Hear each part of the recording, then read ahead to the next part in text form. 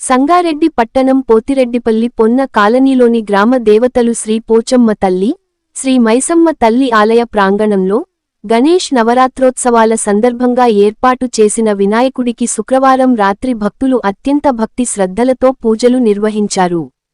మల్లారెడ్డి కుటుంబ సభ్యుల ఆధ్వర్యంలో మోదక ప్రియుడికి విశేష పూజలను జరిపి నైవేద్య నివేదన చేసి కర్పూర హారతులతో మంగళ నీరాజనాలను సమర్పించారు. పెద్ద సంఖ్యలో పాల్గొన్న భక్తులకు వేదాశీర్వచనములను చేసిన అర్చక స్వాములు తీర్థ ప్రసాదాలు అందజేశారు.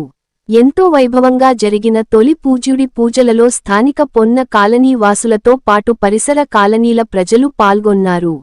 మంగళహారతులు పాడరే మా గణపతికి, మంగళహారతులు పాడరే మా గణపతికి, మంగళహారతులు పాడరే మా గణపతికి, మంగళహారతులు పాడరే మా గణపతికి.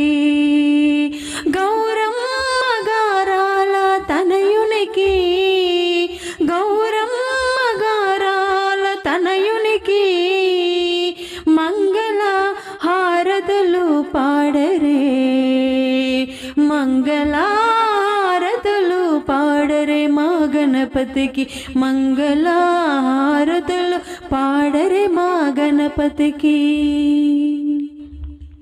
కైలాసాన్ని వదిలి మన కోసం వచ్చాడు ఊరువాడ, అందరూ కలిసి రండి భక్తి శ్రద్ధలతోనూ స్వామిని పూజించి, భక్తి శ్రద్ధలతోనూ స్వామిని పూజించి ఉండ్రాల నైవేద్యం పెట్టి మంగళ హారతి పాడరే, మంగళహారతులు పాడరే మా గణపతికి, మంగళహారతులు పాడరే మా గణపతికి.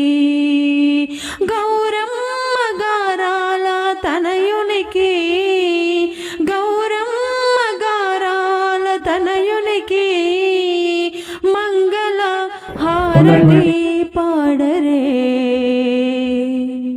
సంగారెడ్డి పట్టణం పోతిరెడ్డిపల్లి పొన్న కాలనీలోని గ్రామ దేవతలు శ్రీ పోచమ్మ తల్లి, శ్రీ మైసమ్మ తల్లి ఆలయ ప్రాంగణంలో గణేష్ నవరాత్రోత్సవాల సందర్భంగా ఏర్పాటు చేసిన వినాయకుడికి శుక్రవారం రాత్రి భక్తులు అత్యంత భక్తి శ్రద్ధలతో పూజలు నిర్వహించారు.